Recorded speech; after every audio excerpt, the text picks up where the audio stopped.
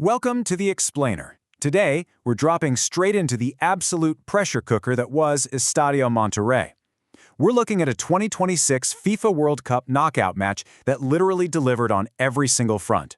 We've got two titans of the sport, unrelenting pressure, and an entire stadium just holding its breath. To really grasp the emotional weight of this clash, you just have to listen to the broadcast. They said it best as the match was unfolding. Some things are just bigger than football. And honestly, they were spot on. This wasn't just your standard round of 16 fixture. It was a grueling, deeply emotional battle for survival on the world's biggest stage. 32. It had been exactly 32 years to the day since these two nations last met at a World Cup. 3 decades just waiting, building up to this exact moment. A historic feud resumed under the brightest lights, with both sides knowing that one of them is going to end the night as tournament favorites, while the other, well, they're packing their bags. And what's really fascinating here is just how incredibly evenly matched this heavyweight bout was. On one side, you have the Netherlands, the 7th-ranked team in the entire world, 3-time World Cup runners-up, bringing some massive historical pedigree. But then, on the other side, you've got Morocco, the 6th-ranked team globally, and of course, the spectacular 4th-place finishers from 2022. It just felt destined from the kickoff, didn't it? Two perfectly balanced tactical powerhouses going toe-to-toe. Plus, the prize on line wasn't just survival. It was a guaranteed quarterfinal blockbuster meeting with co-host Canada in Houston on the 4th of July. Both teams knew exactly what was waiting for them on the horizon, adding this intense, crazy layer of jeopardy to literally every single pass, tackle, and shot. All right, let's talk about the goalkeeping masterclass. For the first 90 minutes, it was basically the classic story of an unstoppable force meeting an immovable object. Morocco's attack was relentless. You had guys like Achraf Hakimi being a constant threat up top, weaving through tight angles, and at one point literally kissing the crossbar with a brilliant strike. But the response? Immense, almost logic-defying saves. Keepers locking down the near posts, strong two-handed parries, and these desperate fingertip saves just pushing the ball up and over the bar. It was a relentless chess match. Breakthrough and stoppage time heartbreak.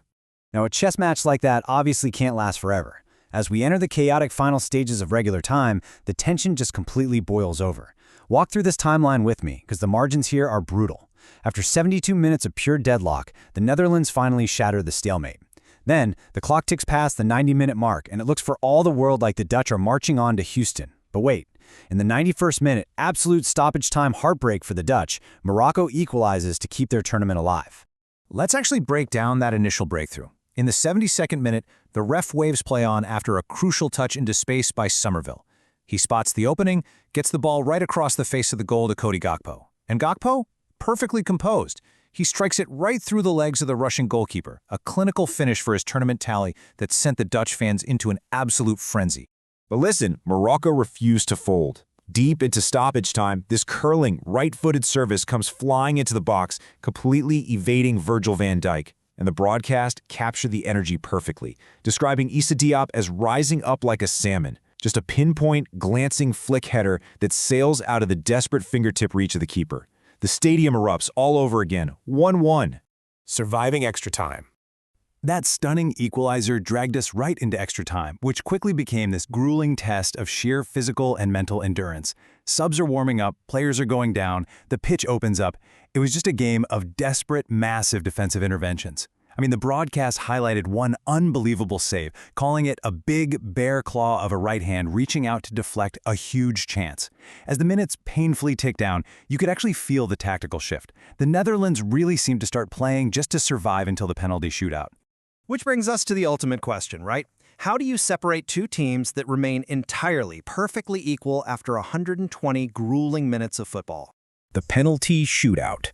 The answer, of course, is the cruelest, most dramatic spectacle in all of sports. At this point, it isn't even about athletic skill anymore. It's pure psychological warfare. The penalty shootout was absolute chaos, with brutally thin margins of error, literally millimeters. On one hand, you had agonizing misses like slamming violently off the crossbar or beating the keeper but hitting the absolute base of the right post. But then you had miraculous saves fueled by pure instinct, including this incredibly rare moment where a parried shot somehow bounces off the back of a keeper's heel and actually stays out. Crazy, right? And right at the center of it all was Morocco's goalkeeper, Bono. He put on an absolute masterclass in distraction, skipping side to side on his line. When Somerville stepped up for a massive penalty, Bono read it perfectly. Like the broadcast said, just one strong left hand. An unbelievable reaction save that completely shifted the momentum of the entire tournament. Morocco writes new history. That single save set the stage for the climax. Ismail Saibari steps up to the spot, handles the crushing weight of an entire nation, and strikes the final winning penalty. Morocco secures an incredible 3-2 victory in the shootout. The celebrations are spectacular, while the Netherlands, the legendary three-time runners-up, are officially eliminated from the 2026 World Cup. Just absolute jeopardy on full display.